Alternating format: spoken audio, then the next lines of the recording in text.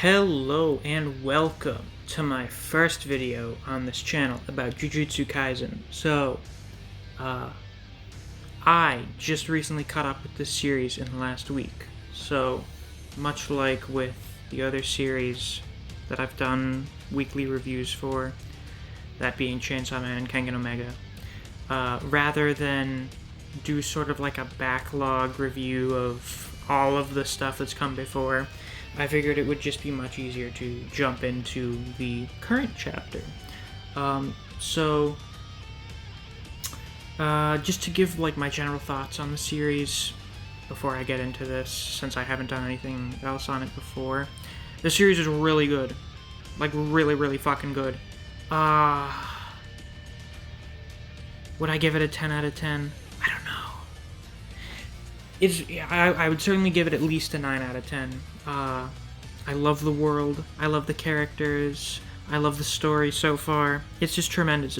I don't know if it's my favorite thing in Shonen Jump or my second favorite thing. It's a really difficult decision between this and Chainsaw Man.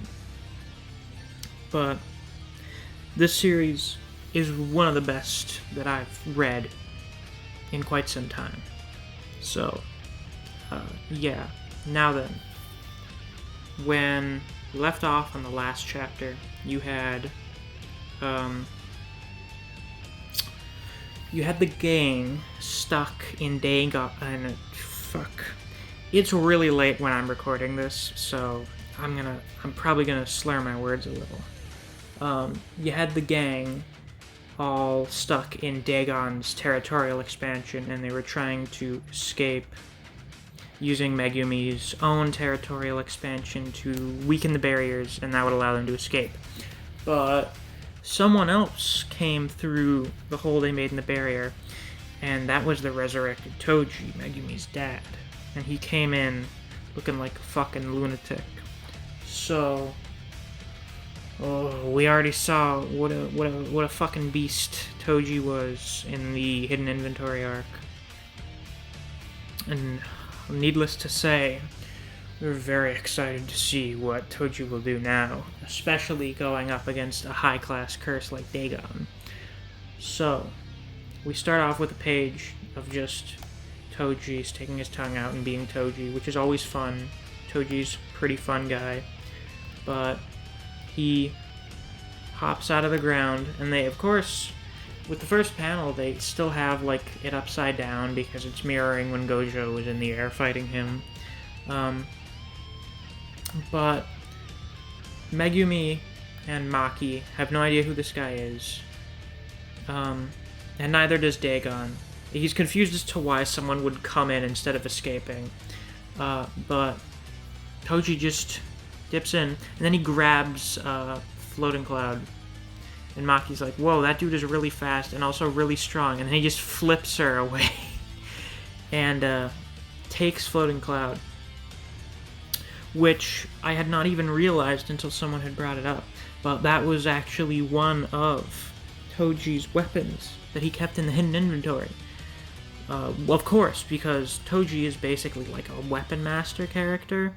Like, all he does is using cursed weapons, and he's quite good at it. So, of course, he would use what I would say is probably the most powerful cursed weapon in the series.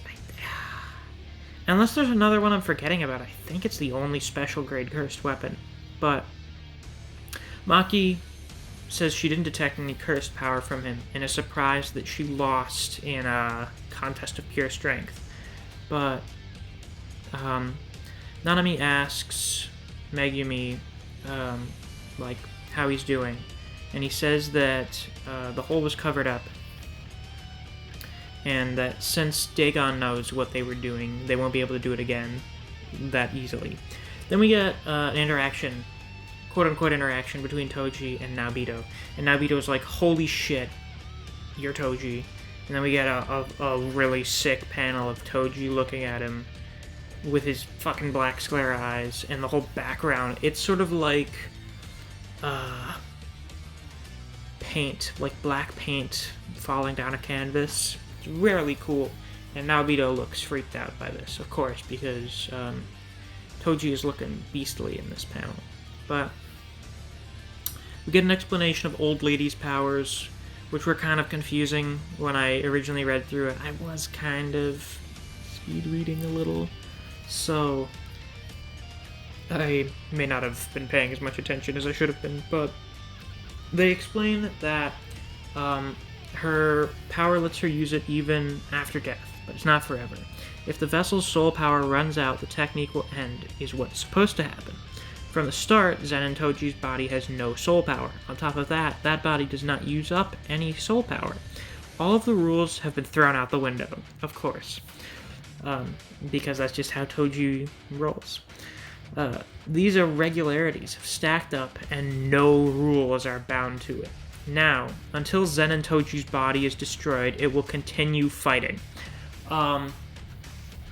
So, apparently, because Toji is this weird anomaly when it comes to cursed energy, the rules of Old Lady's cursed abilities just don't matter to him, so he's just kind of back. But it seems like he may just kind of go on a killing rampage and fight everyone that's strong. That may be a little problematic, unless it can sort of be like, when you have the berserk out-of-control monster character, or just monster, and the protagonists are like, oh my god, wow, we already have the main antagonist to deal with, now we have to deal with this out-of-control creature? Oh wait, I know, let's just lead it in the general direction of the main antagonist, and just have them fight each other. Now that I think about it, seeing Toji fight Geto again would be really cool. So hopefully he lives long enough for that to happen. But anyway, Toji and Dagon start facing off. So Dagon sends out like an eel thing, and then we get a 2-page spread. Sort of spread. It's like 2 pages of Toji beating the shit out of all of Dagon's Shikigami and also smacking Dagon in the face. It's really cool. I had never realized how great a 3-part staff would be for drawing like battle in a manga. And it's great. So Dagon is forced back. He can't believe how powerful Toji is. And Toji is just like, he's spinning around Floating Cloud like it's a fucking saw blade, and he's just liquefying everything that Dagon sends at him. He can't believe the sort of prowess that Toji is showing. He's getting faster as he keeps going. Like, it's unbelievable. We already knew Toji was a monster based on how well he did against Gojo and Geto, but seeing him back here again and using Floating Cloud as well, that's nuts. So Dagon decides it's real isopod hours and sends 2 giant isopods at Toji, and he just sort of ducks through them. Like, it doesn't even matter to him. Let me get a little explanation. The Roaming Cloud is the only high-grade weapons that effects cannot be neutralized. It's a pure form of power. On top of that, its power can increase depending on the user's ability. So that just means that it's a really strong fucking weapon. And if the person using it is super good, then it gets even better. So when you put it in the hands of someone like Toji, who I would say probably, like, based on the fact that he has no cursed power and fights exclusively using his own physical ability and weapons, is probably the most skilled physical combatant in the verse that we're aware of.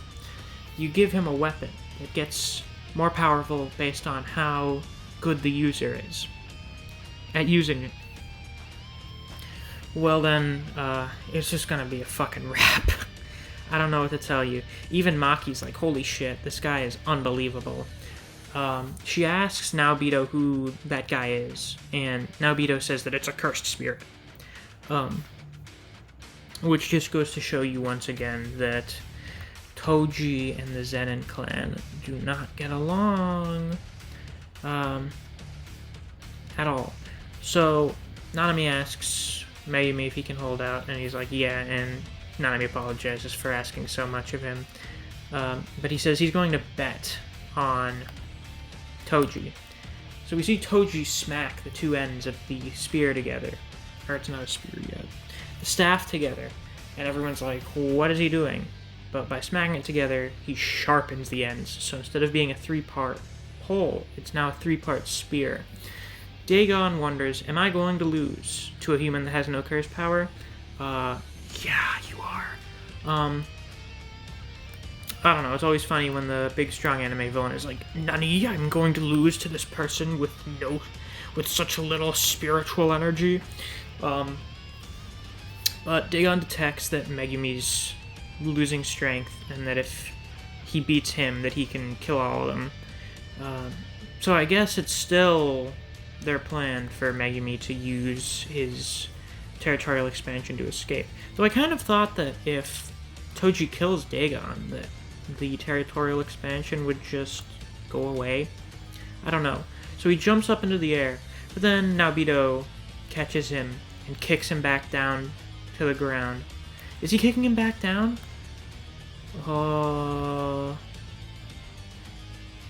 Yes? I think. Regardless, Toji uses this opportunity to take Floating Cloud and stab through Dagon's arms and get him through the head. And that's the end of the chapter. So, looks like next week we're going to get the conclusion of this fight with Dagon. We'll see what happens with Toji. He's like a wild card. It's like the author took the Shibuya arc, all the stuff that was happening, and was like, what if I take a Wolverine with knives taped onto its claws and just throw it in there? And that's Toji. So we're going to see what sort of wild antics he's going to get involved in. I suspect once this is over, we'll either get back to Mei or to Yuji. I think we'll probably get back to Yuji first. See what's going on with him and Chozo, because I have a sneaking suspicion that Mei is not doing too hot against the main villain.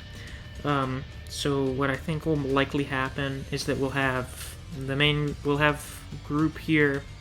I guess they're like group B. I don't think there's like another major group going around doing stuff right now. No, you have Nobara, who's still out there, and Inumaki. I guess they could meet up with Yuji. So yeah, we would probably go to Yuji first, and then we would go see what's going on with Mei. It's probably not going to be good. And then we'll see what happens. But yeah, if you enjoyed this video, and if you are a fan of Jujutsu Kaisen, I assume if you are, and this may be the first time that you have seen any of my videos. So, if you do enjoy Jujutsu Kaisen, and if you enjoyed this video, please like and subscribe. I will be doing weekly Jujutsu Kaisen videos for every new chapter, and I do intend on doing some, I think I may do character videos, just talking about each of the characters and their powers and stuff, because I'm a really big fan of this series' power system, and I'm a really big fan of a lot of the characters. So I think I'll do that.